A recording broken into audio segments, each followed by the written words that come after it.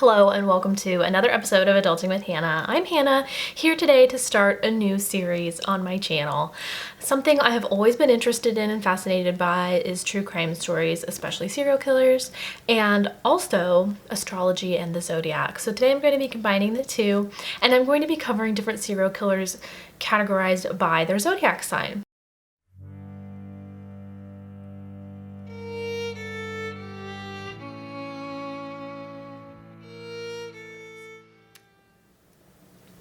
So today, as you can tell by the title, we are starting with serial killers that are Tauruses. So Wikipedia actually had a really good source document that organized different serial killers by their zodiac sign. So we're actually going to be going through all 12 signs in order of most to least serial killers per sign. So that means Taurus has actually the least amount of serial killers as listed on Wikipedia, with 22 total known serial killers in the Taurus zodiac. To eliminate confusion, we are not talking about specifically the zodiac killer, we are talking about serial killers that are Tauruses.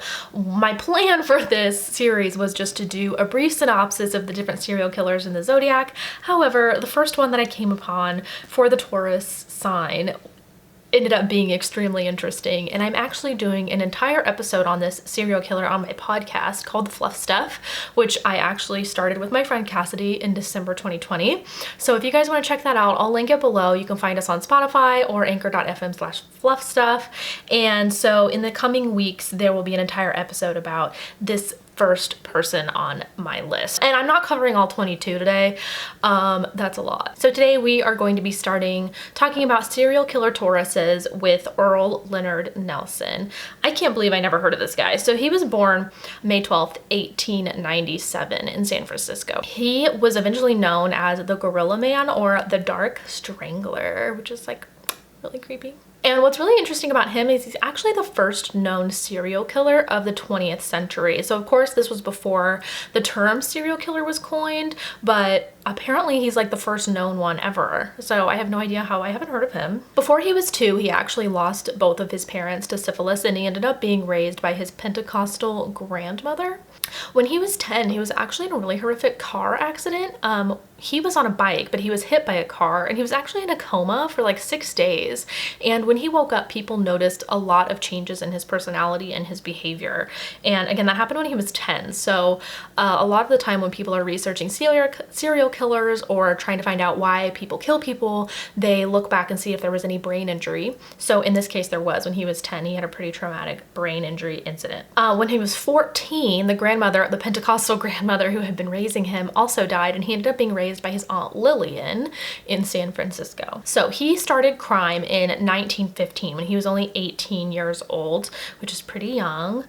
He actually was arrested the first time for breaking into an abandoned cabin in 1915. He was released in 1916, and then a year after that, he was imprisoned again for petty larceny. He was incarcerated for 6 months for that. Then he was discharged after 6 months, and 6 months later, he was arrested again for burglary. 5 months after his arrest for burglary, he escaped from LA County Jail. And apparently they were just like, okay, bye, because he never got arrested for that again, or for escaping. He actually enlisted in the US military, but left after 6 weeks. And then he would just keep enlisting in different branches of the military and then like bailing. So it seemed like he was creating a lot of fake identities to be able to bounce around to these different branches of the military and then defecting after sometimes only a few weeks. In 1918, he was actually committed to the Napa State Mental Hospital for erratic behavior when he was in the Navy at this point. And it's not really clear on exactly what that behavior was, but once he got to the mental hospital, it was observed that he had both paranoid delusions and hallucinations. He actually escaped from the institution many times, and eventually the staff just quit trying to locate him. So he would use fake names to get jobs, and he was actually using a fake name when he met his first wife.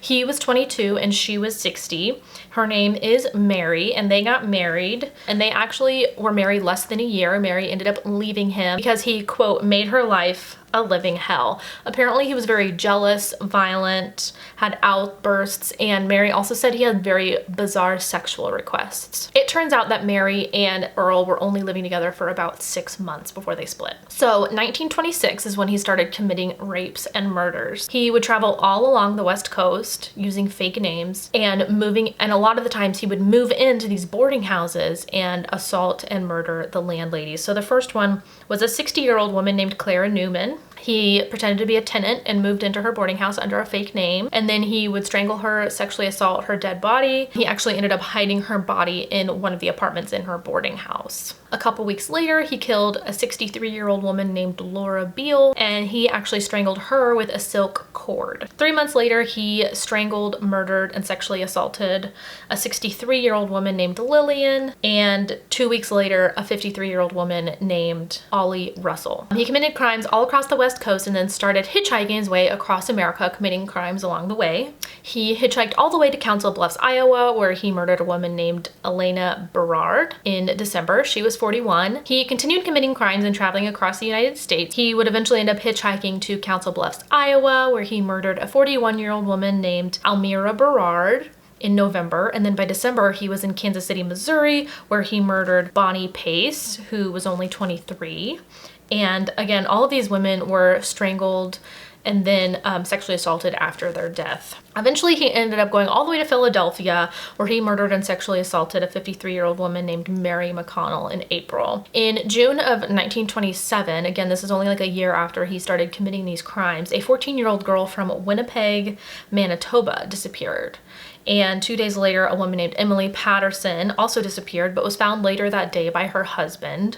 It turns out that she had been murdered and then sexually assaulted as well. And actually the messed up thing was that her husband found her when he was kneeling next to his son's bed to pray. It was actually Emily Patterson and her death that would lead to the most clues that would lead to Earl Leonard Nelson. So Emily's wedding ring was actually missing, as well as $70 cash. They also found a knife that was really consistent with a knife that could have been used in previous murders from the week before, because he was committing all these murders so close together. The next day, Earl Leonard Nelson actually sold Emily's wedding ring to a jeweler, and he also sold clothing belonging to the Pattersons to a local clothing resale store. The jeweler and the clothing store owner would identify Earl Leonard Nelson as the person who sold Emily's items. And so that is when they started looking for Earl Leonard Nelson. And they started out at the boarding house where he was staying. And in the room where he was staying at this boarding house, they found the body of 14-year-old Lola Cowan, the girl who went missing from Winnipeg, Manitoba. So these crimes were all happening in Canada. And so Canada immediately let the US know about Earl Leonard Nelson and that they were looking for him in regards to some murders. And assuming that Earl would escape to the United States, they made sure that everybody along the borders was keeping an eye out for him. Earl was actually arrested in Canada near the North Dakota border, and he was at that time going by the name of Virgil Wilson. Nelson actually admitted to the crimes at first, and then eventually said that he was not the one that did the crimes and that he was being falsely charged. Overall, Earl Leonard Nelson is known to have at least 22 victims. And his crimes were committed between February of 1926 and June of 1927. He was actually sentenced to death on January 13th, 1928, and his final words were, "I forgive those who wronged me." This guy. After all of that, I cannot believe I had never heard of this guy. So go ahead and comment down below if this is the first time you are hearing about Earl Leonard Nelson, because I can't believe this is my first time hearing about him. That is just such a short amount of time to commit so many crimes. Ugh, it's bizarre. So these next few Taurus serial killers are going to be really quick. I just thought that one was really interesting, so I made it a little bit longer. The next Taurus serial killer we're going to be discussing is Carroll Edward Cole. Carroll Edward Cole was born May 19th, 1938 in Sioux City, Iowa, and he committed his first murder at only 8 years old. As a child, Carroll was definitely emotionally abused by his mother. It's said that she would often make fun of him and even dress him up as a girl, and at school he was often made fun of for having a girl's name. Carroll would actually go on to kill his very first victim when he was only 8 years old. A year after the family moved to California, Carroll would kill a little boy named Dwayne by drowning him in a lake. But at the time, authorities just thought that it was an accident, but it turns out that the little boy was actually making fun of Carroll, leading him to drown him. It actually wasn't until Carol was in prison that he admitted that he did the crime and that it was not an accident. Carol would eventually go on to sexually assault and strangle 15 women up until 1980, and he was actually convicted of 3 of the murders in 1981. He was sentenced to life in prison in Texas in 1981, and then in 1984 he would be extradited to Nevada to stand trial for more murders that he committed there. He was tried for 2 more strangulation murders in Nevada and was actually sentenced to death. He was executed by lethal injection in Nevada State Prison in 1985. Next up, we have Milton Johnson, born May 15th, 1950 in Joliet, Illinois. Milton was actually known as the morning murderer. In the early morning hours of January 16th, 1983, Sergeant Dennis Foley and Deputy Stephen Meyer were pulling over in their police car to assist a driver that was pulled over on the side of the road in a pickup truck. However, when the officers approached the vehicle, they were ambushed by Milton Johnson, who shot and killed them both. The next day, in the early morning hours of July 17th, 1983, Patricia Payne and her boyfriend, Anthony Hackett, were pulled over on the side of the road, sleeping in their car. They were on their way home from a trip to Six Flags, Illinois, and eventually had to stop along the side of the road to sleep because they were too tired to make it all the way back home. Patricia actually woke up to somebody banging on the window. The person at their vehicle was actually a gunman who shot her boyfriend, Anthony. The gunman then got in the car and ordered Patricia to give him her purse as well as Anthony's wallet. He then began to sexually assault Patricia while he was driving away in their car. He then pulled the car over and sexually assaulted her again. Then he would drive some more and then pulled over again to stab her in the chest and left her on the side of the road. About an hour later, a passerby noticed her in the grass along the side of the road and was able to take her to a hospital, and she actually survived. Milton Johnson would go on to kill at least 10 people in a similar fashion and was sentenced to death for the murder of Anthony Hackett, and then total terms of 80 years for the assault, rape, and attempted murder of Patricia. Milton Johnson is still currently serving his sentence at Menard Correctional Center in Illinois. The next Taurus on the list is Henry Holmes. He's better known as H.H. Holmes, and he's actually really popular amongst true crime junkies. H.H. Holmes was born Herman Webster Mudgett. I don't blame him for changing his name.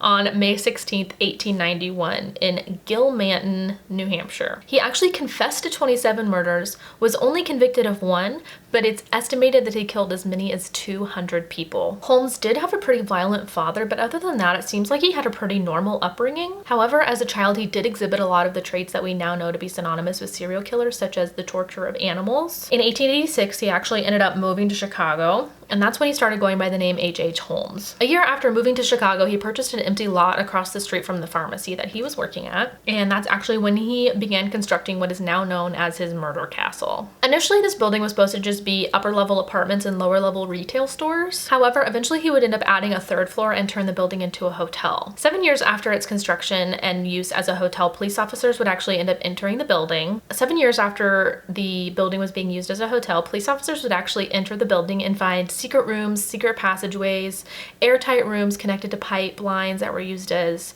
gas chambers, and just lots of hidden secret torture chambers, basically. It turns out Holmes was actually using his hotel as a murder castle where he would trap his victims and lure them into gas chambers and torture rooms. And there was actually chutes that would drop to the basement where he would cremate his victims, very much Sweeney Todd style. In 1895, he was actually put on trial for Benjamin Petizel? I don't know how to say it. And Benjamin was actually his partner in crime at some point, but apparently at some point they had a falling out because he was murdered by H.H. Holmes, and he was tried for the murder and sentenced to death, and he was hanged on May 7th, 1896. Our next Taurus is Dagmar Overbye. Overbye? I'm sorry, I don't know how to say this either. Dagmar was actually a child care worker in Denmark. She was born April 23rd, 1887. And it's speculated that she killed somewhere between 9 and 25 children. And actually one of those children was her own. She was sentenced to death on March 3rd, 1921 in a case that actually ended up changing legislation for childcare in Denmark. She was working in childcare as a caretaker for children that were born out of wedlock, but instead of actually caring for these children, she was literally just murdering them. She used different methods like strangulation, burning, and drowning. She was only convicted of 9 murders, but there is proof that there was more. So eventually her sentence was changed to a life sentence instead of a death sentence, but she ended up dying in 1929 anyway at the age of 42 while she was in prison. Next Taurus we have is David Carpenter. David Carpenter was born in May 6th, 1930, again in San Francisco, California. He was known as the Trailside Killer. He murdered 10 people and actually attempted to murder Lois Renna, who is actually the mother of the Housewives of Beverly Hills star Lisa Renner. I had no idea that somebody had tried to kill Lisa Renner's mom. Not that I really watched that show, but I definitely recognize the name. David Carpenter would actually spend 7 years in prison for the attempted murder of Lois Renna in 1960. David Carpenter's MO was stalking and murdering people hiking on trails near San Francisco using his .38 caliber handgun. It turns out that as a child, Carpenter was physically abused by his alcoholic father and also exhibited a lot of the traits that we now know are traits for a serial killer, including bedwetting and cruelty to animals. At age 13, he was actually imprisoned for molesting 2 of his cousins. He was only convicted of murdering 5 women, but again, he's suspected of killing at least 10, and he is currently on death row in San Quentin State Prison in California. Our next Taurus is Sibusiso Duma. Again, I'm really sorry if I'm saying these names right. I'm really trying. Sibusiso was born May 6th, 1984 in South Africa. He was actually a taxi driver, and that is how he would lure and murder his victims. And he ended up murdering 7 people in a city called Pietermaritzburg. Again, I'm sorry, this is in South America. And he was sentenced to 6 life sentences, totaling 104 years in 2009. And the judge there, named Cobus, actually said that he should definitely be permanently removed from society. And I agree. Next up, we have Juanetta Hoyt. Juanetta Hoyt was born May 13th, 1946, and is accused of murdering all of her children. All of them. She had 5 kids, and they all died when they were only a few weeks old. Eric died January 26th at 14 weeks old. Julie died at only 6 weeks old. Her son James died when he was 28 months old. He actually lived the longest. Molly died at 11 weeks old, and Noah also died at 11 weeks old. And at the time, it was thought that all of her children were just dying from SIDS, or sudden infant death syndrome. A few years after her last child, Noah, died, she actually adopted a son named Jay, who actually lived a healthy life. She didn't kill that one. I wonder why. So it actually turns out that Juanetta's children were part of a research study because researchers thought that all of her kids were just dying from SIDS. So people were using this as an opportunity to learn more about what happens or maybe how to prevent SIDS. Alfred Steinschneider is actually the one who was doing the research on SIDS, and he was thinking there might be a connection between SIDS and sleep apnea. However, I'm pretty sure there was never any connection made. However, doctors started to question the manner in which her children died after she started being a part of all these research studies. There was actually a forensic pathologist in Texas who was reading the research by Alfred Steinschneider and thought that maybe this should be looked into a little bit closer. Once police started investigating, Juanetta actually confessed that she had murdered her children and that it wasn't a case of SIDS. She ended up recanting her confession, but police still ended up sentencing her to 15 years for each of the murders. Juanetta actually ended up dying in 1998 from pancreatic cancer, and since her incarceration, people have been speculating that the deaths were due to a condition called Munchausen's by proxy syndrome. Next on the Taurus list, we have Karla Homolka. Karla Homolka is a really well-known serial killer in Canada, and she has actually been convicted of some pretty heinous crimes that she committed with her husband. Karla was born May 4th, 1970 in Ontario, Canada. Between 1990 and 1992, Karla and her husband, Paul Bernardo, raped and murdered 3 young girls. One of them was Karla's little sister, Tammy. Ugh. For those of you who aren't familiar with this case, I highly recommend listening to a full-length episode about it because it is messed up. Ugh, and the worst part, well, I'll get to the worst part. The torture and murder of her little sister Tammy is actually recorded, and it is shown that Karla heavily participated in these attacks and murders. They also raped and murdered Leslie Mahaffey and Kristen French, who were also very young at the time. Karla was claiming that she was being forced to do this by her husband and therefore was an unwilling participant in these heinous, disgusting crimes. So for this reason, she was able to use a plea bargain to only have to be charged with manslaughter and would only end up spending 12 years in prison. Yeah, Karla is actually a free person, got married, has kids, and is just living her life in Canada. Canadians were actually really mad about the results of this trial, and it's been known as the deal with the devil.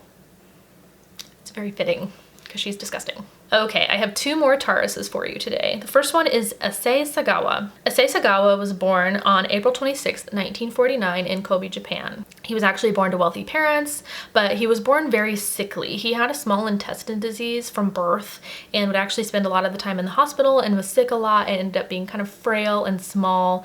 I don't even think he ended up being 5 feet tall. I think he was pretty short. He was very interested in literature, however, and would eventually go on to pursue his PhD in literature, so he was very well educated and but also kind of like a loner and kind of an introvert. He actually started noticing that he had some cannibalistic tendencies, and he started noticing this when he was only in the 1st grade, and he started feeling the desire to eat people when he saw a man's thigh when he was in the 1st grade.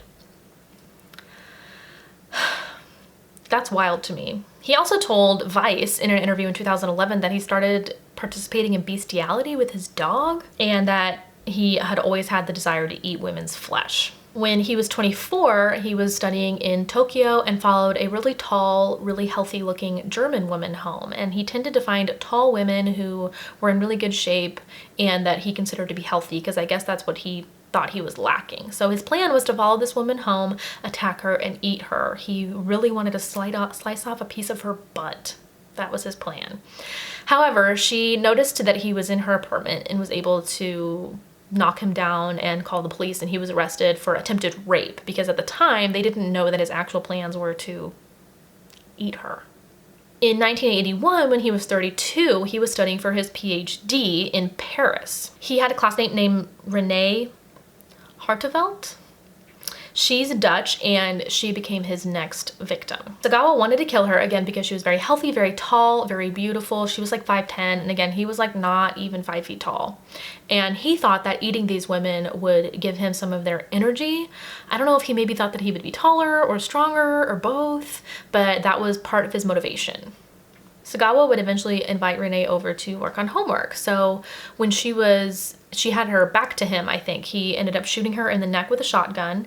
And he said that he was so taken aback by killing her that he fainted. And then when he woke up, he was like, well, she's dead, so I guess I might as well eat her. However, he kind of encountered a problem when it turns out that his teeth weren't sharp enough to cut through her skin. So he had to run to the store really quick to get a butcher knife. Yeah. So he would proceed to eat her and then eventually would take her body to the lake like 4 days later, because I guess it took a while to eat a person. So he had her body split up into 2 different suitcases and was caught by police taking her to the river to dump her body. After 2 years waiting for trial, it was found that he was legally incompetent to stand trial, and he would eventually be sent to serve out time in Matsuzawa Hospital in Tokyo. However, here's the horrible part. So he committed these crimes in France. France ended up not charging him with anything because he was found incompetent to stand trial, so he was extradited back to Japan. However, since he was never tried with anything, his records were sealed. So Japan had no idea the crimes he committed. And so after a little bit in the hospital, they were like, we think he's fine, and they let him go. So he's just free.